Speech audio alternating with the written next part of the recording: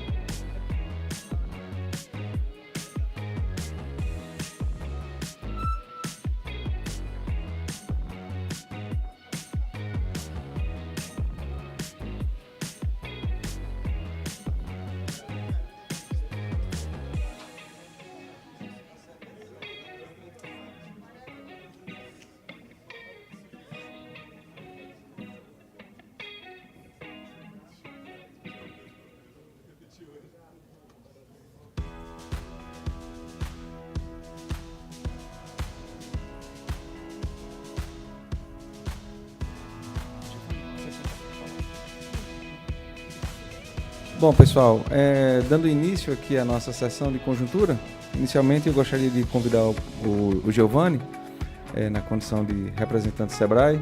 A dinâmica aqui, pessoal, é um olhar sobre o micro e o pequeno empreendedor. Nós vamos ter um representante na condição de empreendedor e nós vamos ter um professor na condição de análise da macroeconomia de um modo geral, tá bom? Então, Giovanni, fique bem à vontade, desde que não passe de 20 minutos.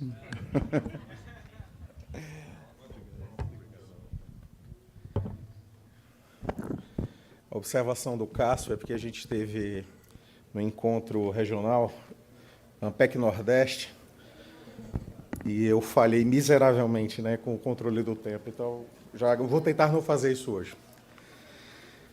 Senhoras e senhores, muito obrigado pela oportunidade. Queria cumprimentar todos os estudantes, pesquisadores, né, e meus estimados também colegas do SEBRAE. Pela primeira vez, né, nos seus 53 anos de encontro da ANPEC, nós estamos também comemorando também 53 anos do SEBRAE, o Serviço Brasileiro de Apoio a Micro e Pequenas Empresas. Então, essa coincidência, né, de termos duas grandes instituições, né, com a mesma idade, né, mas somente dessa primeira vez, né, o SEBRAE participa também institucionalmente, né, do Encontro Nacional de Economia. Assim como eu, também outros colegas do SEBRAE que estudamos economia, fizemos mestrado, doutorado e etc., em diversas universidades do país, já participamos de diversos encontros da ANPEC, né? E, então, para mim, especialmente, é uma honra o pessoal está aqui também na frente e rever tantos colegas, professores, pesquisadores aqui no tempo, né, durante esse tempo. E agradeço a ANPEC, Cássio, a sua figura, e na Cássia também, né, a toda a equipe da ANPEC que, né, pela organização desse grande e importante encontro. O que eu trago aqui hoje, né, é uma proposta, talvez um pouco diferente, né, de análise de conjuntura em relação à economia brasileira. Um olhar diferente, que é um olhar a partir da sua base produtiva, que nós entendemos, então, né, que é constituída pelos pequenos negócios no Brasil. Quando falamos em conjuntura, e daqui a pouquinho, né, o professor Marcelo Kfouri e o Turola, né, e o Turolo também vão falar muito mais especificamente sobre isso, né, a gente está muito mais acostumado a lidar com a conjuntura econômica pensando nos grandes indicadores: inflação, taxa de juros, taxa de câmbio, crescimento, cenário externo e etc. E esses agregados são fundamentais, né? Aos economistas, nós somos formados, né, com esse vocabulário, com toda essa gramática também, né, e de análise dos indicadores econômicos. Mas há uma dimensão da economia brasileira que só aparece quando a gente muda a lente, né, ou pelo menos o enfoque que a gente está tentando observar. E essa dimensão revela, então, a base aonde a macroeconomia se materializa em decisões concretas e também o que nós conhecemos um pouco, né, dos manuais de economia, como é que a macroeconomia encontra micro, o que é a micro influencia na macro. Todos nós somos formados assim. E essa base da qual eu vou falar aqui um pouco, e é a partir de onde, não somente eu, mas também nossos colegas do SEBRAE, em todo o país, nós analisamos e verificamos como se comporta a economia brasileira, além desses grandes agregados, que nós também acompanhamos, e seguimos também o trabalho que é desenvolvido por vocês também. O MAD foi citado aqui, o núcleo de macroeconomia da desigualdade da USP, também é uma das fontes de leitura, de estudos, né, como diversos outros trabalhos, digamos, mais tradicionais em relação ao pensamento e pesquisa econômica. Mas essa base onde a macroeconomia, né, se materializa em decisões concretas, né, investir, não investir, contratar, não contratar, sobreviver ou crescer, essa base ela é inequívoca, né, em sua escala.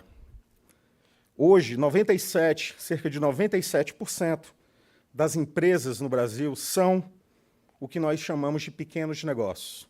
E aqui é uma classificação importante. Entendemos pequenos negócios como todas as empresas no Brasil com faturamento até 4,8 milhões de reais. Tá? Existem outras classificações, em alguns países utiliza-se também a quantidade de empregados e por aí vai. No Brasil, nós adotamos essa classificação a partir do faturamento. Esse conjunto de empresas, de CNPJs, responde por cerca de 55% do emprego formal privado na nossa economia e por cerca de 30% do seu PIB. Em 2025, agora nesse ano, o país ultrapassou o número de 24 milhões de empreendimentos ativos considerados pequenos negócios. 24 milhões. Apenas no primeiro trimestre desse ano, foram abertos 1,4 milhão de novos CNPJs. Desses, cerca de 97 entre micro e pequenos negócios. Né? Isso, senhoras e senhores, na nossa leitura, não é a periferia do sistema produtivo. Ela constitui, sim, a estrutura fundamental e capilar da nossa economia. E essa configuração é resultado de um processo histórico, claro. Desde 2020, no início dos anos 2000, né, e especialmente de forma muito mais decisiva a partir de 2008, com a criação do microempreendedor individual, o Brasil viveu o maior processo de formalização empresarial da sua história. Hoje, são mais de 16 milhões de microempreendedores individuais. Milhões de brasileiros, né, que passaram também a ter CNPJ, acesso à previdência, bancarização e também inserção institucional. Trata-se, então, de uma transformação estrutural que alterou profundamente a base da pirâmide produtiva. Nenhum evento recente, entretanto, foi tão disruptivo como a pandemia do coronavírus. Entre 2020 e 2022, os pequenos negócios foram os mais atingidos. Forte queda no faturamento, fechamento de empresas, destruição de estoques de capital produtivo, quase metade das empresas encerraram, quase metade das empresas que encerraram suas atividades em 2020, né, o primeiro e talvez o mais grave ano da pandemia, apontam, né, que a pandemia foi a responsável direta por esse fechamento. Naquele momento, um pequeno parêntese, naquele momento,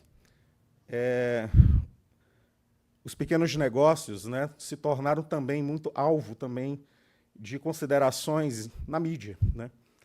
Uma questão muito interessante. O meu colega e amigo Mauro Odo, pesquisador do IPE, ele tem uma imagem muito interessante, um pouco jocosa também, que somos poucos economistas, né, nós no SEBRAE e também em outras instituições, que nos debruçamos, né, sobre a economia de pequenos negócios. E poucos no mundo também a gente descobriu isso também.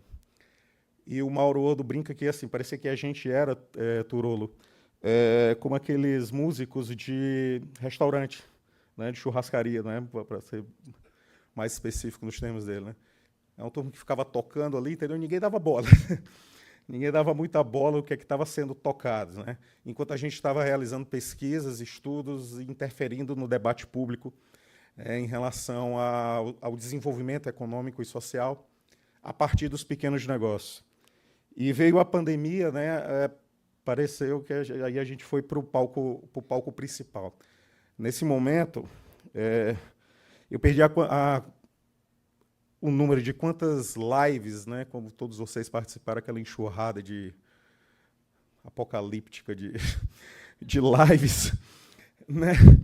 E uma delas, mas essa não foi apocalíptica, uma delas foi junto com o professor Marcelo Kifuri, né, organizado pelos nossos colegas da Fundação Getúlio Vargas, e que eu, Mauro Odo e o Luiz Esteves, na época economista-chefe do Banco do Nordeste, a gente pôde participar e foi discutir exatamente os impactos da pandemia. Então, vocês mostraram o efeito muito grande disso. Mas, ao mesmo tempo, nesse período, né, nós assistimos, nesse período da pandemia, uma mobilização também inédita de financiamento, de crédito. Somente entre 2020 e 2022, os anos da pandemia, cerca de 900 bilhões de reais foram concedidos a pequenos negócios. Esse volume cerca de 45% superior ao período pré-pandemia. E a pandemia também acelerou um processo que mudou a natureza dessa base produtiva brasileira, enquanto tal, que foi o processo de digitalização. Em 2020, cerca de 40% dos pequenos negócios utilizavam ferramentas digitais de gestão.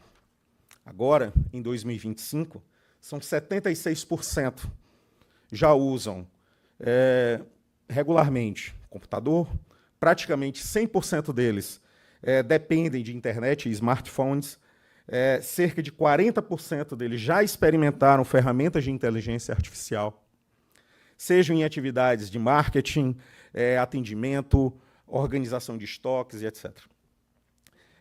Estamos vivendo silenciosamente, mas de forma muito vistosa, né, a maior transformação tecnológica na história da base empresarial brasileira. Ainda assim, a conjuntura vista da base ela é marcada por alguns gargalos estruturais e que eles precisam ser nomeados com clareza, inclusive para orientar não somente a pesquisa econômica, mas também as políticas públicas. O primeiro desses gargalos é o crédito produtivo. Apesar dos avanços institucionais, né, e tecnológicos, o crédito para os pequenos negócios continua caro, concentrado e predominantemente de curto prazo. Do ponto de vista econômico, o problema não é apenas o custo, mas, na nossa leitura, o modelo de avaliação de risco, que ele é pouco sensível ao território, à trajetória do empreendedor e aos efeitos comprovados de orientação e gestão. E a comprovação aqui veio também de pesquisas acadêmicas, pesquisas científicas realizadas recentemente o próprio SEBRAE, junto com o Banco do Nordeste, e agora, mais recentemente, o Itaú, junto com a Fundação Getúlio Vargas, conseguiram começar a comprovar o efeito positivo que orientação gerencial, capacidades gerenciais enquanto tais, né, tem impactos muito positivos sobre diversos indicadores relevantes econômicos. Um deles, ao acesso ao crédito, sobrevivência das empresas, aumento de massa salarial e emprego. Esses modelos, como eu falei, então, um modelo de avaliação de risco ele é pouco sensível ao território, né, e essa trajetória também dos empreendedores. E há aqui uma agenda, na minha leitura, uma agenda muito clara, né, para os economistas, né, e principalmente ao público de pesquisadores e estudantes da ANPEC. Como transformar o crédito de sobrevivência em crédito de investimento, né, com menor risco sistêmico. Acho que isso é fundamental, isso dá um tema importante para várias pesquisas que podem ser desenvolvidas pela ANPEC, pelos todos os centros que fazem parte da ANPEC. O segundo gargalo é o de infraestrutura territorial. O Turolo daqui a pouquinho vai falar um pouco mais sobre isso. Eu vou falar muito rapidamente como nós vemos isso. Logística, energia, conectividade e serviços urbanos, eles variam enormemente entre as regiões, né, e afetam diretamente a produtividade e a competitividade das empresas. A infraestrutura digital avança, é verdade, rapidamente, mas de forma desigual. Isso cria, claro, oportunidade histórica e um risco de aprofundar ou reduzir desigualdades regionais. Na minha leitura, parafraseando Albert Camus, na minha leitura só existe um problema econômico realmente sério, que é o problema da desigualdade. Todos os outros são muito adjacentes, talvez, né?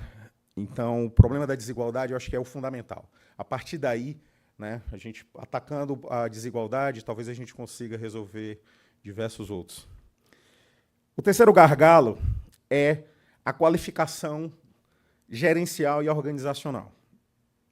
E aqui, né, os dados trazem uma mensagem importante para o debate econômico. Entre 2018 e 2021, especificamente, enquanto a produtividade média, né, das grandes empresas caiu, a das micro e pequenas cresceu. Isso indica que a produtividade ela não é um atributo intrínseco ao tamanho da empresa, mas resultado, sim, de ambiente, gestão, tecnologia e de redes. Alguns programas importantes, inclusive executados pelo SEBRAE, por exemplo, como o programa de os agentes locais de inovação e o programa Brasil Mais, né, mostram, né, com avaliações consistentes, ganhos de produtividade, eficiência e faturamento quando esses elementos estão presentes. Um quarto gargalo importante a ser endereçado é o do ambiente regulatório. Nós avançamos muito, né, com o Simples Nacional e a digitalização de serviços públicos. Experiências, né, como, por exemplo, o programa do SEBRAE, Cidade Empreendedora, nós estamos em algumas milhares das prefeituras, né, do Brasil, né, mostram que a simplificação regulatória, coordenação local geram mais formalização, mais empresas e mais dinamismo econômico local. Então, essa conjuntura não se define, entretanto, somente por restrições. Ela também se define por alguns movimentos que nós entendemos que são estruturantes. E aqui, né, nossa leitura é que o Brasil apresenta sinais extremamente promissores. O primeiro é a inovação, distribuída e territorial. A inovação brasileira ela deixou de ser monopólio, né, dos grandes centros. Hoje ela emerge em cidades médias, pequenas. A região Nordeste foi a região de crescimento mais acelerado na constituição das chamadas startups, empresas intensivas em inovação e tecnologia. Da região Norte também, todo o desenvolvimento de inovação em relação à bioeconomia, turismo sustentável, agroinovação e diversas outras atuações. O segundo movimento importante é o da transição verde e territorializada. No Brasil, a economia de baixo carbono ela é majoritariamente liderada por pequenos negócios. Então, o país tem um potencial para ser referência mundial.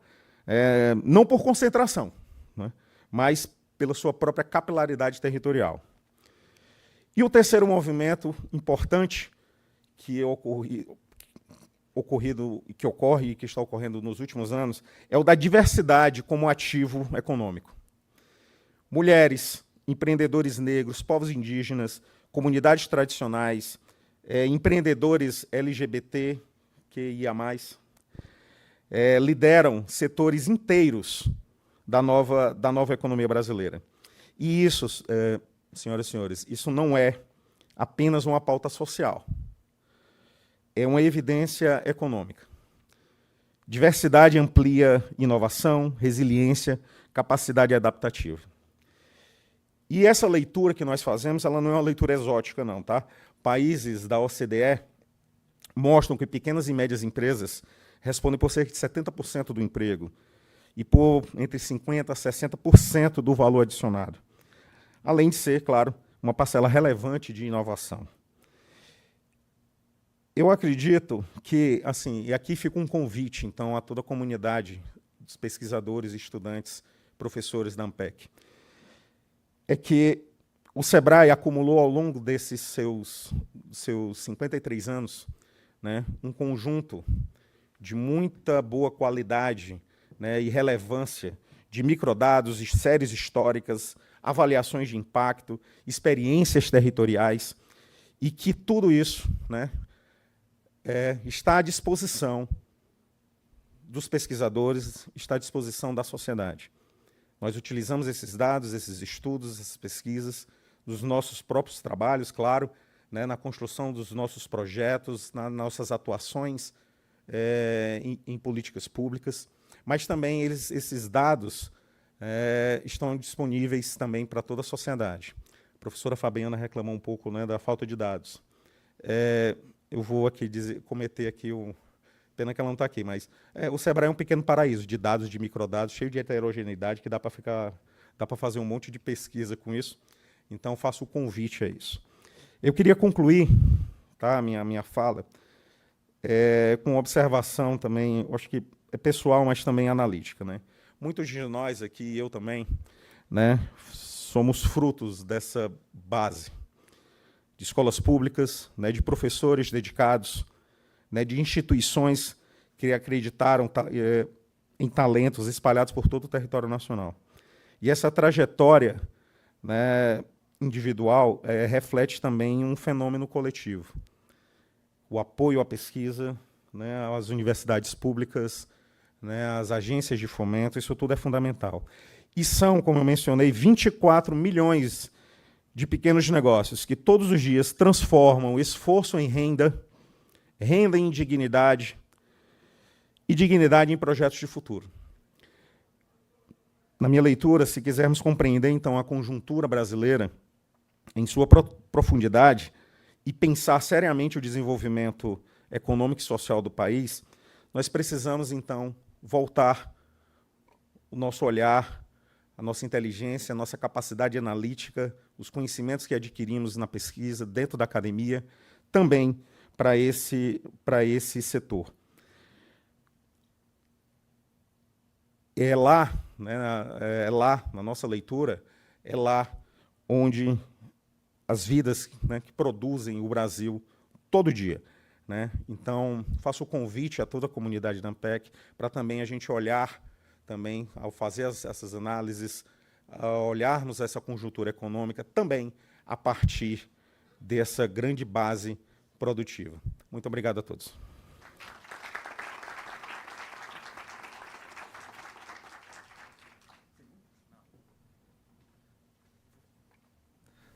Só agradecer ao Giovanni, em nome da Ampec. Convido aqui o Frederico Turola, por gentileza.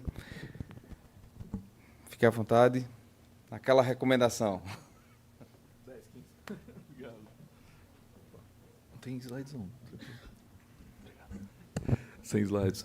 Bom, boa noite. Muito obrigado, Cássio, pelo convite e os colegas de mesa.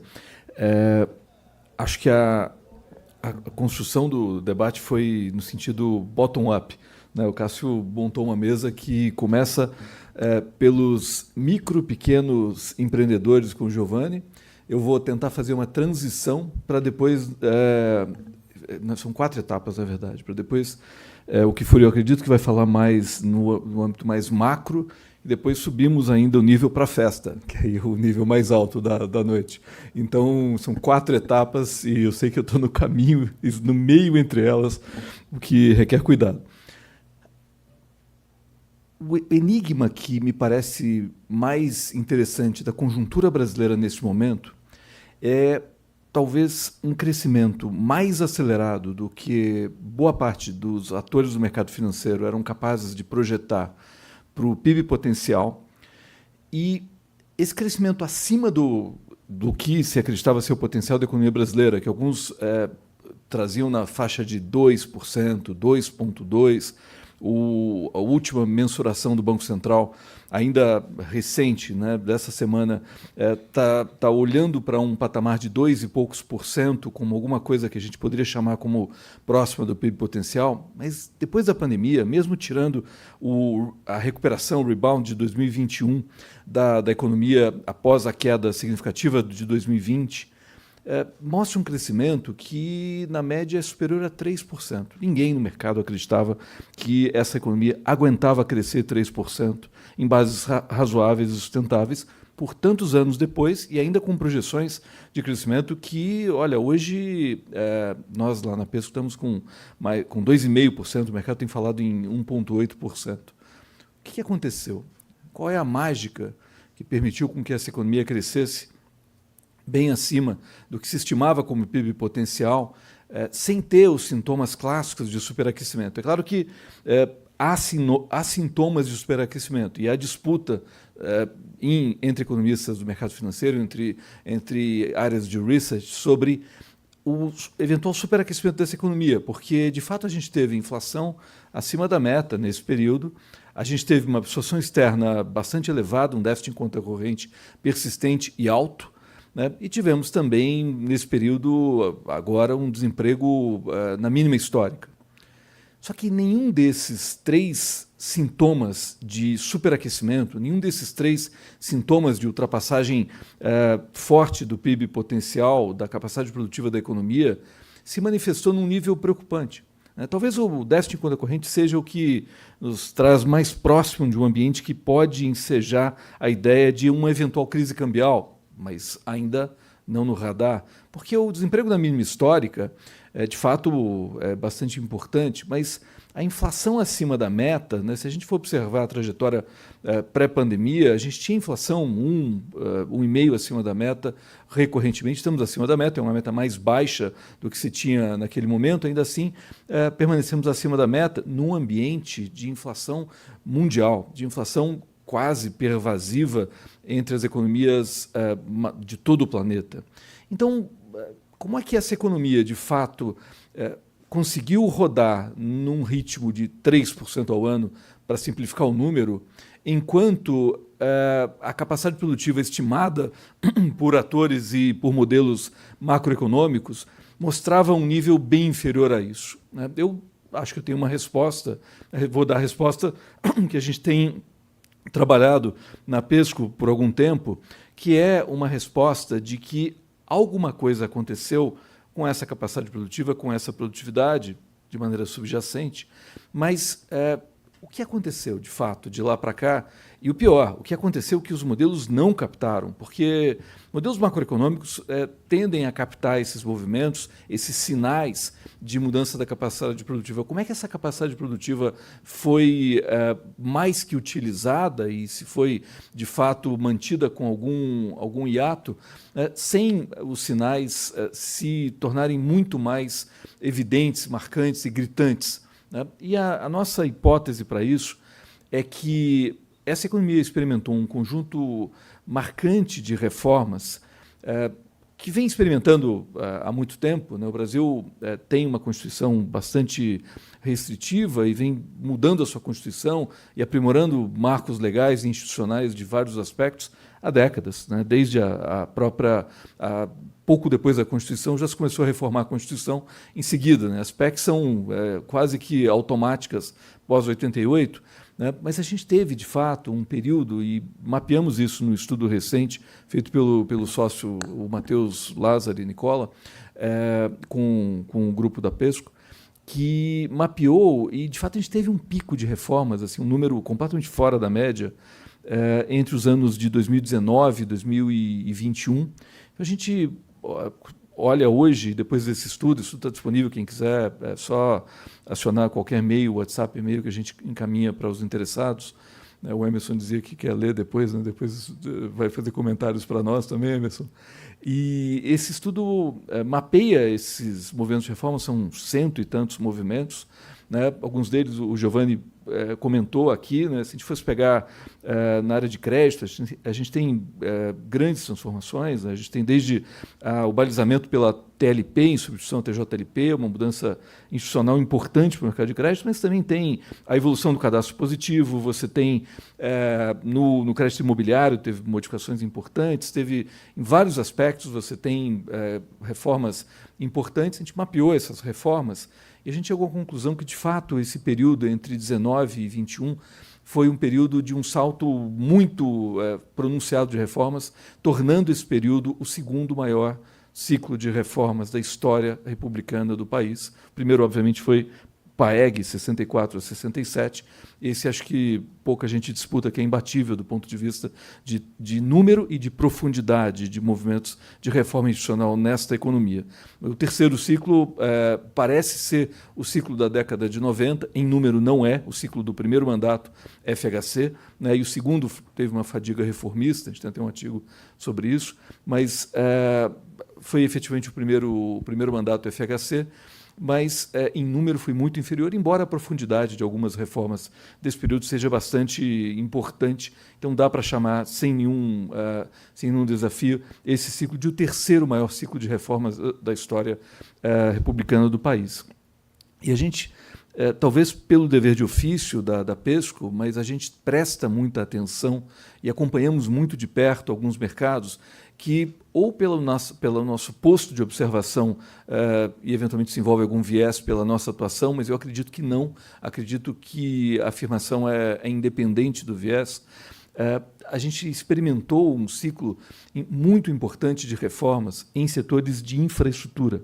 A gente teve mudanças estruturais em setores de infraestrutura. Elas começaram em 95, uma reforma importante, a Lei Geral das Concessões de 95, de março de 95, a Lei 8987.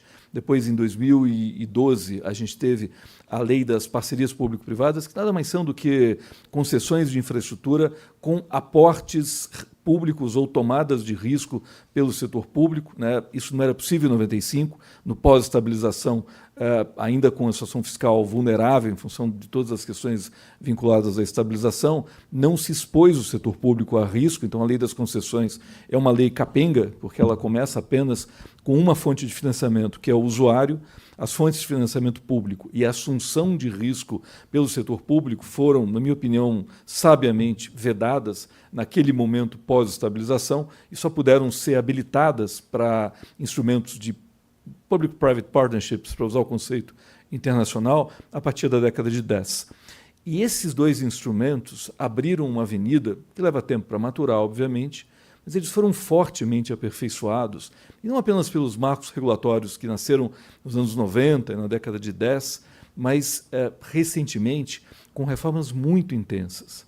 Então a gente teve reformas que efetivamente têm impacto muito significativo em custos de produção, em produtividade de maneira mais ampla e em capacidade de logística, de expansão de mercados e até a agenda que o Giovanni muito bem comentou, que é uma agenda permeada por esse movimento infraestrutural, que é uma agenda de inclusão de pessoas, de grupos, de setores mais vulneráveis, porque telecomunicações, por exemplo, tem exatamente esse efeito. Você inclui pessoas, por exemplo, não pertencentes ao circuito Elizabeth Arden, ou Paulista Faria Lima, Rebouças, 9 de Julho, né? Pessoas que se encontram nesse ambiente aqui que a gente costuma tomar café junto, mas permite que pessoas em outras cidades, né, desempenhem suas funções, né, de maneira muito efetiva com recursos de telecomunicações e também de malha de rede de transportes, né, e também de transporte de cargas. Então, a gente viu, durante esse período recente, principalmente a partir de 2017, algumas mudanças estruturais muito importantes em logística de carga. E a logística de carga brasileira, lembrem que é um país cuja matriz de comércio exterior é uma matriz de exportação de produtos de alto peso e baixo valor adicionado. Naturalmente são commodities, são soft commodities agrícolas, são commodities minerais, e basicamente esses dois representam uma parte importante da exportação brasileira, uma exportação de produtos que tem a sua produção fortemente concentrada no interior do país, né, em zonas muito distantes. O desenvolvimento tecnológico que mudou a capacidade da semente da soja de germinar em ambientes tropicais levou a uma produção muito concentrada hoje no estado do Mato Grosso, que é muito distante das saídas marítimas para exportação para Xangai, para Roterdã, que sai mais pelo sul, ou para outros terminais portuários. Isso significa que a gente transporta a longas distâncias. Os Estados Unidos tem um dilema parecido, resolveu com navegação interior, né, no canal Mississippi, Missouri, e a gente só agora persegue esse caminho, mas a gente começou a perseguir esse caminho alguns anos atrás. Em 2019, a gente fez o leilão para fechar o anel da ferrovia, não a bioceânica, que hoje está na discussão do dia, né, que eu tenho certeza que vai algum dia ser levada à frente, né, acho que em 50, 70 anos a gente provavelmente vai ter essa ferrovia. Mas a monoceânica está pronta e operacional. Uma ferrovia que liga o Oceano Atlântico ao Oceano Atlântico. Porque a gente tem uma conexão do Mato Grosso a Santos direto, é uma esteira de exportação com um volume impressionante, uma das maiores operações de transporte de commodities do mundo.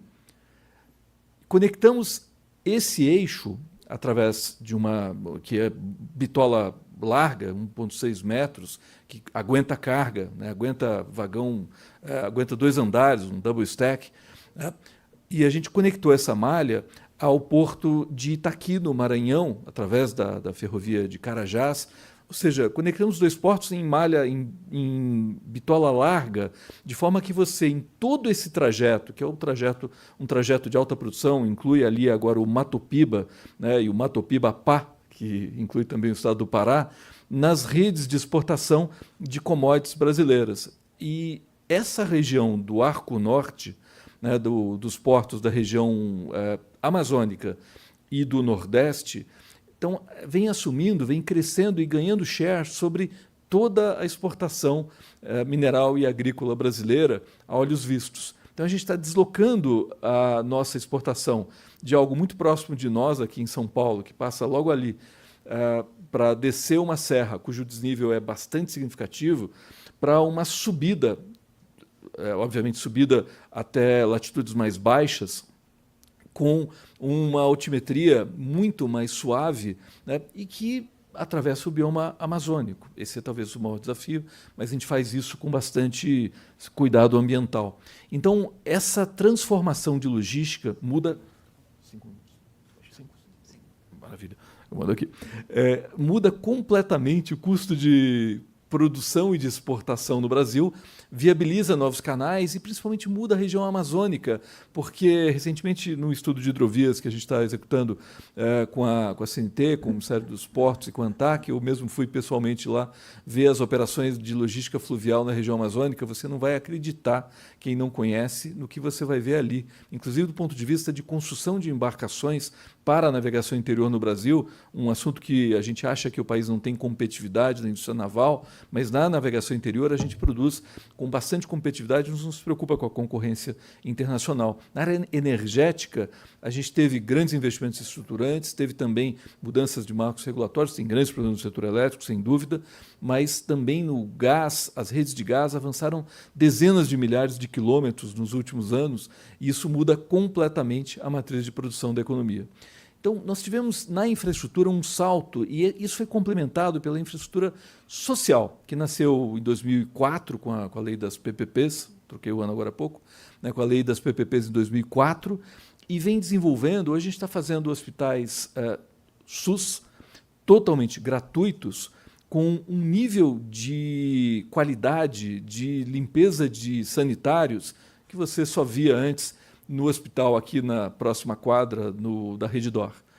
Esse hospital da Redditor aqui, quem já conhece, nesta quadra aqui, nessa região nobre de São Paulo, não vai ser muito melhor em alguns aspectos do que um hospital SUS em PPP, dedicado à população em geral. Isso muda não só o atendimento à população, como também o padrão de logística do país. Quem já usou uma caneta no setor público sabe que vai soltar tinta, não ponha no bolso, porque a antiga compra 8666, a gente usa esse número, né, para 14133, né, é uma compra de baixíssima qualidade. Enquanto a compra que se faz, né, Paloma? A Paloma é sócia da PES, está estruturando um grande hospital no Rio de Janeiro, está à frente de um projeto, coordena um grande projeto hoje de parceria público-privada, e na estruturação a gente já sabe que o que vai ser comprado por esse hospital é baseado em total cost of ownership, em razão qualidade e preço, e onde se compra mais caro e melhor, o que significa uma mudança estrutural no procurement público, quando cursado sob parcerias público-privadas, mudando inclusive a qualidade e a produtividade da indústria brasileira. Então essas transformações todas me levam a crer que os modelos macroeconômicos podem ter errado em algum ponto e que, eventualmente, a gente é capaz de crescer muito mais do que se estimou sem sintomas de superaquecimento muito significativos. Então, respondendo à pergunta que motivou esta apresentação, como é que a gente consegue ir a 3% de crescimento do PIB real anual nessa economia sem ter um nível de inflação que beirasse o da década passada? Porque antes da pandemia, no horizonte de 10 anos, a inflação média é de 6%. Nos últimos anos, com o crescimento do PIB de 3%, com o desemprego da mínima histórica, a inflação média é bem menor que isso, alguns pontos menor que isso. Como é que a gente consegue, então, chegar nesse ponto sem uma crise cambial derivada de uma situação externa excessiva? Né? O déficit em conta corrente não é baixo, não está controlado, mas ainda assim não trouxe uma crise cambial, muito pelo contrário.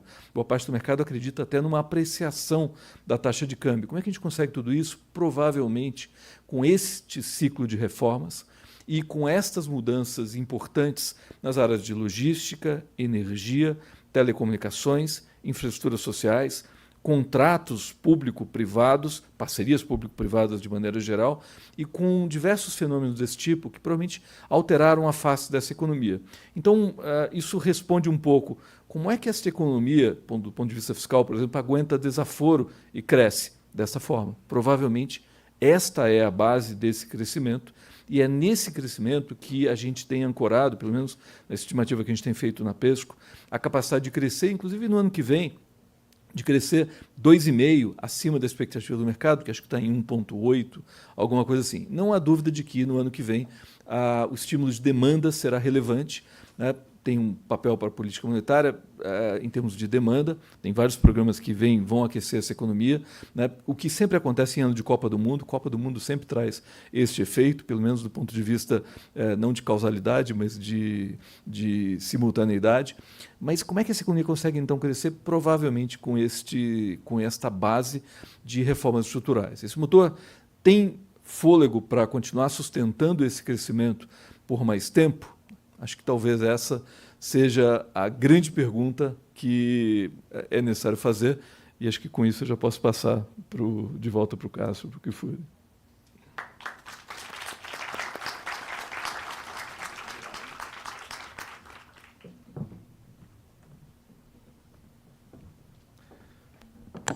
Só pedir desculpa aos nossos palestrantes, que eu estou aqui no papel da pessoa chata, que quando a festa está ficando animada, ele vai lá e recolhe a bebida da mesa, né? Mas, enfim, dando continuidade aqui às nossas apresentações, eu vou já agradecer ao professor Marcelo Kfouri. Professor, por favor.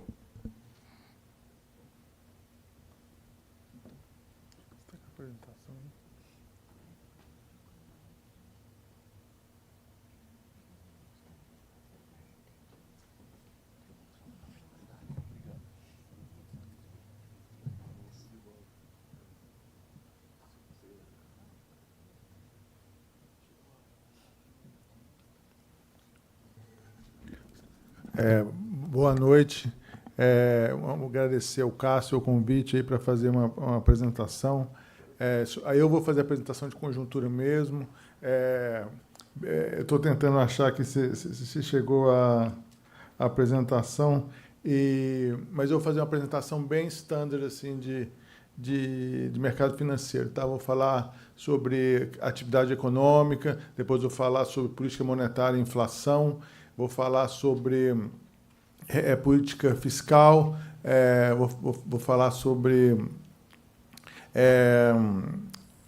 transações correntes, exportações, setor externo, e vou falar sobre um pouco, tem um slide também de eleições.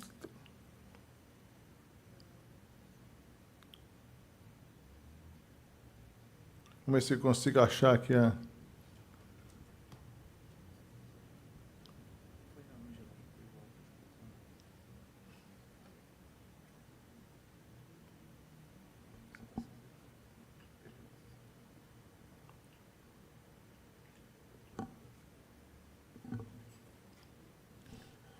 Mas deixa eu ir falando aqui, meu tempo não está contando não, mas eu vou falando. Então, o que a gente, respondendo um pouco ao Torola falou, eu acho que o PIB potencial não aumentou, não. Eu acho que ele continua em 2%. E o que a gente viu foi uma economia usando toda a capacidade ociosa que ela tinha. Isso a gente vê na queda do desemprego. O desemprego saiu da pandemia em 12%, agora está em 5,7%, 5,8%, que é o menor nível da série histórica aí de todos os tempos. Então, eu acredito, sim, que houve uma utilização da capacidade ociosa. E o Banco Central está tentando enxugar gelo, tentando desacelerar essa economia com alguma dificuldade. Então, a gente vê que o PIB aí do terceiro TRI deu uma desacelerada, ficou 0,1, é muito mais baixo do que os anteriores, e está crescendo muito as partes não cíclicas. Então, o que fez o PIB crescer muito nesse ano foi a agropecuária, que não tem a ver com oferta e demanda, mas sim com questões de safra, né? Então, mesmo com a política monetária muito apertada, a gente vê o crédito e o mercado de trabalho ainda bastante acelerados. Tá? Então, no mercado de trabalho, a gente vê que houve uma diminuição da ocupação. A ocupação estava crescendo cerca de 4% ano contra ano, há alguns meses atrás. O último resultado de outubro, a ocupação cresceu 1%. Já os salários ainda continuam crescendo ao redor de 3,5%. Conseguimos aqui. Ótimo. Tá, isso, beleza. Eu passo aí mesmo. Muito bem. Então, agora está valendo meu tempo, né? Beleza. Muito bom. Então,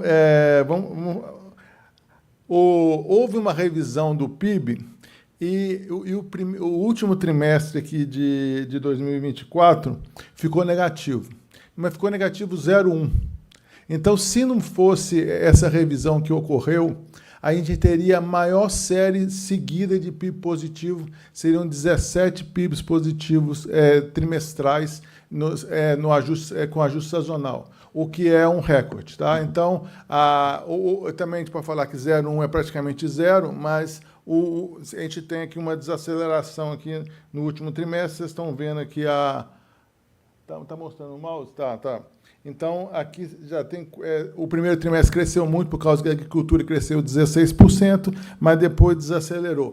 E um fato interessante desse PIB do terceiro TRI foi a desaceleração olha só aqui, do consumo das famílias, pegando 4 trimestres contra 4 trimestres, estava crescendo há bastante tempo, a 4%, e isso desacelerou para 2%. Tá? Então, a razão que isso aconteceu pode ser endividamento das famílias, pode ser um pouco de esfriamento do mercado de trabalho, mas pode ser também um pouco relacionado com uma diminuição do crédito, tá, com as pessoas mais endividadas, mas ainda há dificuldades em entender por que o consumo das famílias desacelerou. E quando a gente olha para o quarto trimestre, a gente vê que você pode ter, de novo, um PIB perto de zero. A gente tem muito poucos dados aí do quarto trimestre, mas a confiança está meio que nivelada ao redor de 90%. Está vendo aqui, ó, nessa pontinha aqui, quase todos os índices de confiança estão meio que estabilizados em 90%, e o único que está caindo forte é o da indústria, que caiu. Esse aqui, ó, da indústria, agora tem tanto dado aqui, mas a indústria caiu forte aí nos últimos meses. E quando a gente pega o IBCBR, o carry-over dele, quer dizer, o carrego estatístico, se pegar o dado de outubro e corrigir igual, crescimento zero, novembro e dezembro, ele está com crescimento próximo de zero. Então, há uma chance aí, de novo, a gente ter um crescimento próximo de zero no quarto TRI, mas mesmo assim o ano vai crescer ao redor de 2%. Tá? Então, resumindo a parte de atividade, a gente teve uma desaceleração, por causa aí, entre as razões da política monetária tão apertada, né? Se a gente pegar o mercado de trabalho, a gente vê o desemprego caindo bastante aqui. Então, tem aqui a sumida da pandemia. Isso aqui, se você pegar uma série aqui, ó, que corta esse período de pandemia, tem uma queda bastante forte. Aí eu posso concordar com o Torolla, pode ser a questão aí da reforma trabalhista de 2017, se não me engano, que pode ter facilitado aí o emprego. Então, isso pode ser uma reforma estrutural importante. E aqui a gente vê que a ocupação, que é o laranjado, caindo, mas o salário real bem forte ainda. E uma coisa importante é que o produto, a soma de salário e emprego, gera a massa salarial. E a massa salarial, alguns meses atrás, estava crescendo ao redor de 8%. Isso era muito forte. Agora está crescendo 4%, caiu pela metade. Isso é muito importante para desacelerar a inflação de serviços, que a gente vai ver mais na frente, que ainda está bem resiliente. Tá? Então, ligar massa salarial com inflação de serviços, massa salarial caindo, inflação de serviços pode cair mais na frente. Agora tem os dados de crédito. Eu acho que é bastante interessante, a gente pode discutir bastante aqui. A gente tem o crédito também desacelerou, mas ainda está crescendo 2%. No princípio do ano estava crescendo 4%, sempre ano contra ano, mas a gente tem aí o crédito livre crescendo menos do que o crédito consignado. O que está crescendo mais é o consignado pessoa jurídica, tá? E também algum crescimento do crédito ruim, que ele chama agora crédito emergencial, que é o rotativo do cartão de crédito. Isso aí é um crédito péssimo. Mas aqui a gente vê também uma coisa muito interessante, a inadimplência subindo forte aí ultimamente. Deu uma cara de estabilizada, mas está no nível próximo aí de 2013, lá atrás, quando teve aquela bolha lá do carro usado. Vocês lembram lá que em 2010 as pessoas compravam carro, nem sabiam que tinham que pagar IPVA, e houve aí um calote forte, mas a inadimplência subiu bastante, que é essa subida aqui da inadimplência. E a gente vê que a inadimplência tem uma correlação muito grande com o spread bancário. E o spread bancário deu uma subida com o endurecimento da política econômica, subiu uns 6 pontos percentuais aqui do ano passado para cá, estabilizou em 44%. Isso é um nível altíssimo, tá? Então, aqui é óbvio que é uma média, né, com o pé no forno e a cabeça na geladeira. Acho que é melhor o contrário, melhor a cabeça no forno e o pé na geladeira. Mas, de qualquer maneira, você tem crédito, cheque especial e do cartão de crédito, que é 300%, você tem um consignado, que é 20%. Então, mas a média é muito alta, tá? E aqui um dado muito importante também, que é o comprometimento de renda das famílias, está em recorde e subindo a 28%. Então, do que as pessoas ganham, 28% está comprometida com o pagamento de prestações mensais. Se isso é crédito imobiliário, muito bom, mas o crédito imobiliário no Brasil ainda é muito aquém de países da renda brasileira. Então, agora vou passar para a parte de inflação. Então, atividade econômica desacelerando, mas crédito e mercado de trabalho ainda relativamente forte. Então, aqui a gente vê expectativa de inflação, ela 12 meses à frente, ela deu uma subida forte aqui, por isso que o Banco Central começou a subir o juro forte. Então, teve a subida da Covid, voltou para baixo, desceu, né? E aí, com a aceleração da economia nos últimos anos, essa expectativa de inflação estava descolando, com o Banco Central subindo para 15% os juros, a gente vê aí que a expectativa empinou, está entrando aqui no intervalo das metas. Então, a gente vê aqui a taxa de juros reais, 9% é muito alto, tá? Então, por exemplo, você pegar uma média aí de juros de equilíbrio do Banco Central, hoje foi divulgado de novo, eles não mexeram, 5%, 9 menos 5, 4% acima do equilíbrio é bastante. É uma política muito restritiva, mesmo assim, com dificuldade de desaquecer o crédito e desaquecer o mercado de trabalho. Mas a inflação, o que caiu na inflação?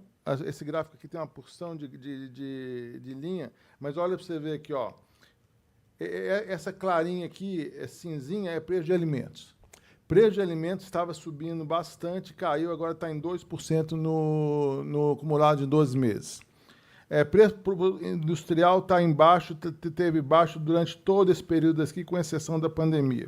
Mas tem a vermelhinha, que é a inflação de serviços, que está bastante resiliente. Tá? É onde a gente tem mais dificuldade de controlar, devido à questão que eu acabei de falar para vocês, da correlação que tem com massa salarial, mas a perspectiva é que caia nos próximos meses. Então, isso aí é um pouco a inflação, ela caiu mais por causa da queda de commodities e da apreciação do câmbio que por causa do hiato do produto aberto. Então, não foi a atividade econômica que desacelerou a inflação, foram outras causas, principalmente alimentos e câmbio, tá? Muito bem. Então, agora aqui tem uma projeção que eu faço, parecida com a do Banco Central, e a gente vê que a inflação fica ao redor de 3,5%. Eu acho que a gente pode debater se foi erro do Banco Central em colocar a meta de inflação em 3%, que o Brasil raramente consegue colocar a inflação em 3%, mas já que está lá, eu acho que vai ser um erro mexer nisso, porque a expectativa de inflação vai subir imediatamente se mexer na meta e você não vai conseguir nada, porque o que vale para a política econômica é juro real. Então, o juro real vai se manter o mesmo, se você sobe a meta, sobe a expectativa, acaba que vai ter que subir o juro nominal o mesmo tanto que a expectativa subir. Então, não vale a pena agora mexer na meta. De qualquer maneira, quando eu faço uma chamada regra de Taylor, que tenta achar pelo desvio da inflação para a meta e pelo hiato do produto, qual deveria ser os juros nos próximos anos, eu acho um juro um pouquinho mais alto do que tem aqui no Focus. Então, o meu juro se estabiliza ao redor de 12%, tá? Então, é um pouquinho acima do Focus. O Focus tem em 2028 9,5%, então esse meu modelo está um pouquinho mais pessimista. Isso é só uma referência que a gente tem, não é necessariamente o nosso call.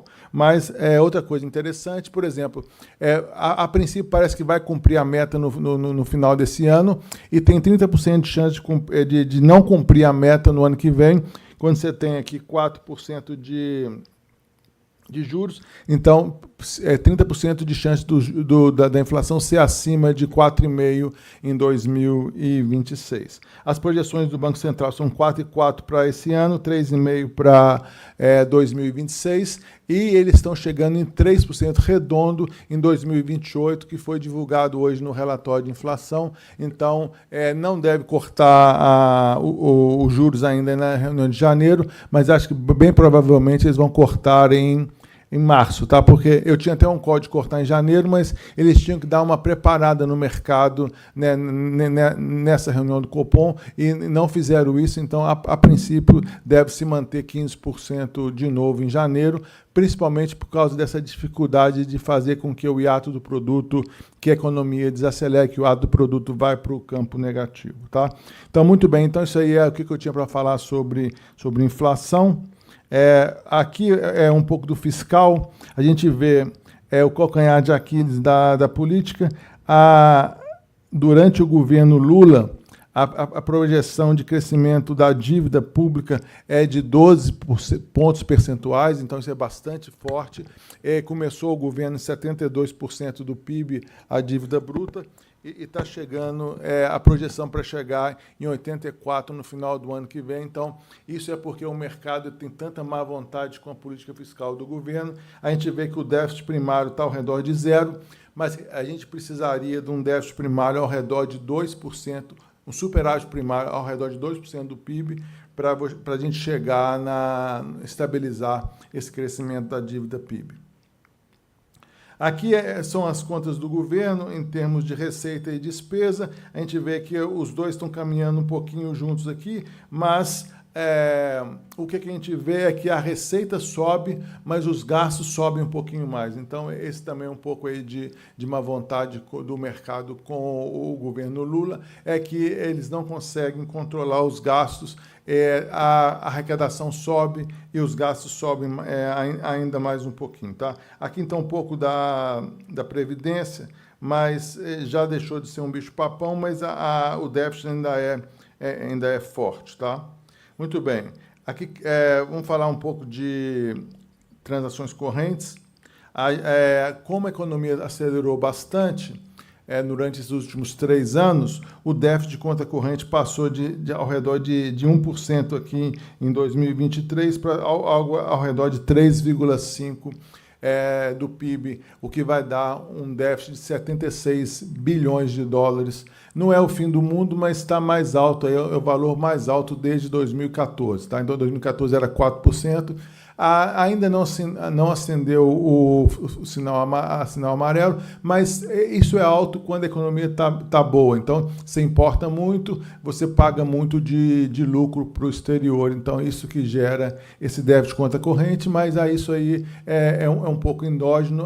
Se sai do controle, o câmbio ajusta isso. Não é a minha preocupação. As contas externas, a gente vê essa linha azul aqui, que é o FDI. O FDI, o investimento direto, está crescendo aí, está forte, é um pouco maior até do que o déficit, mas isso daí é só entrada de investimento. Como o Brasil investe fora também, o FDI líquido é 50 bi. Tá? A só entrada é 80, mas isso não adianta, porque sai um bocado, tem vazamento também, ok? Então, isso aqui é um pouco das contas externas. É natural que elas estejam piores um pouco por causa da atividade mais acelerada. E aqui eu tenho um outro gráfico que é bastante interessante, para a gente falar um pouco de tarifas aqui.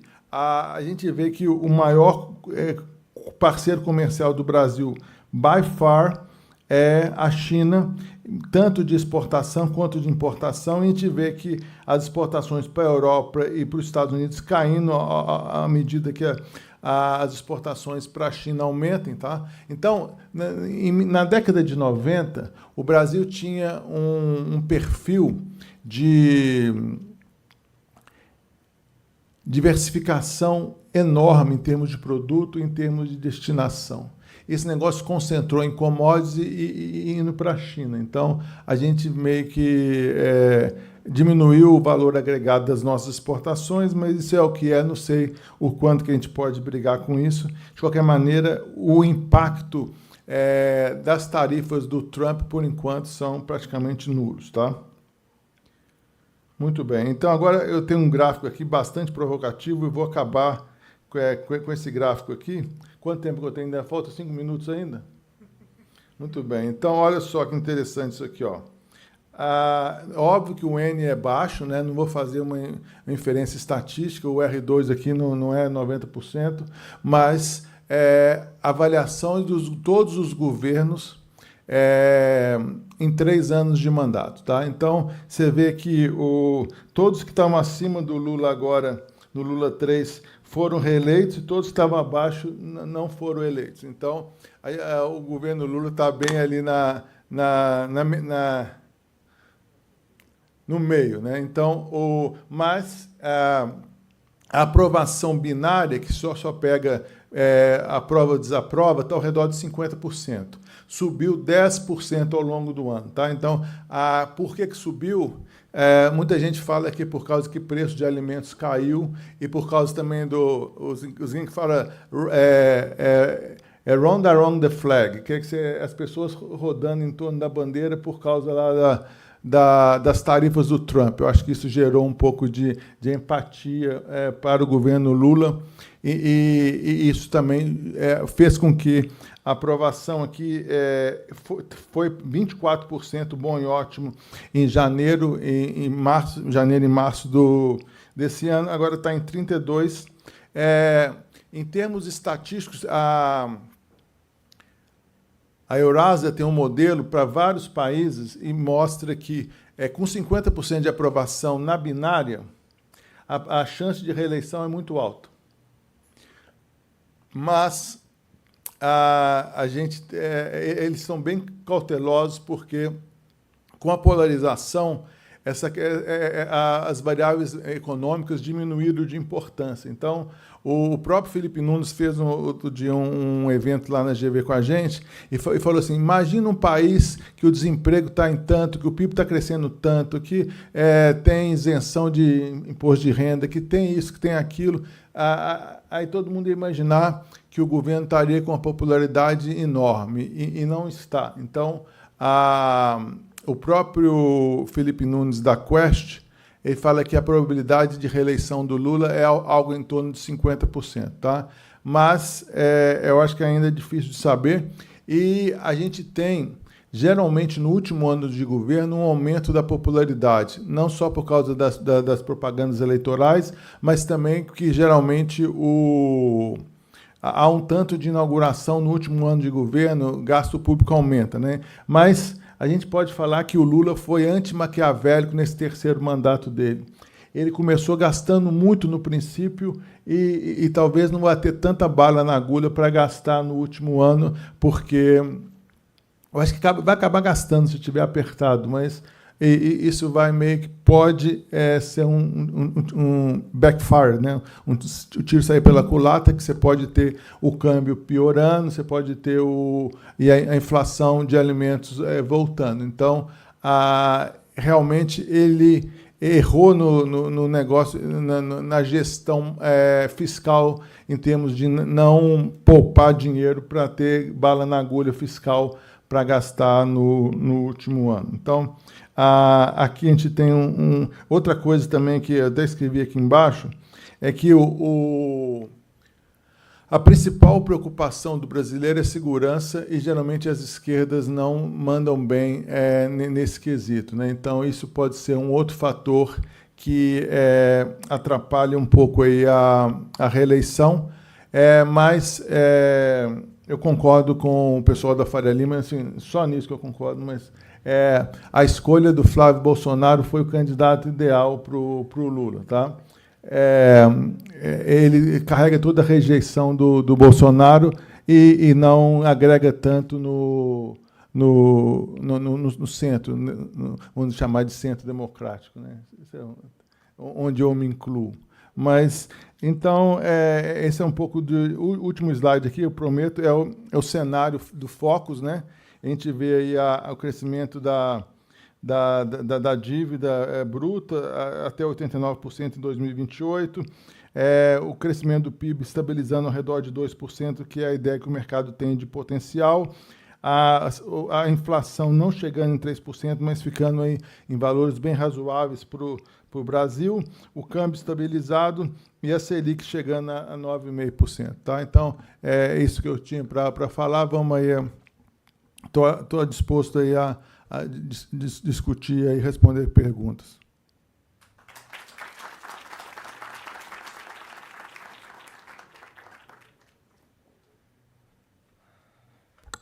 Pessoal, temos 5 minutos, acho que a palavra da vez hoje foram 5 minutos, para uma ou duas perguntas.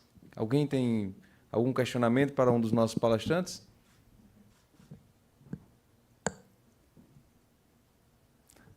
Eu acho que eles já estão pensando no quarto momento, tá? Bom, pessoal, agradecer a presença de todos, dizer que foi um momento muito frutífero, está sendo um momento muito frutífero. Espero que vocês possam desfrutar ainda do nosso encontro, que está encerrando amanhã. Eu, enfim, já agradeci, eu acho que a todas as pessoas que eu poderia agradecer. Gostaria de agradecer mais uma vez ao Giovanni, ao Fred, ao professor Kfouri, por estar aqui, por ter, enfim, se deslocado, ter compartilhado as suas experiências, o seu conhecimento aqui conosco.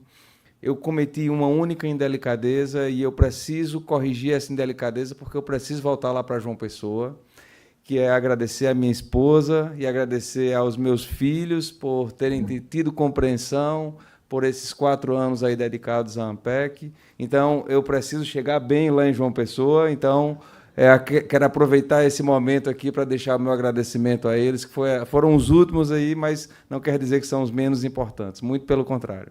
Muito obrigado, pessoal, e até a próxima.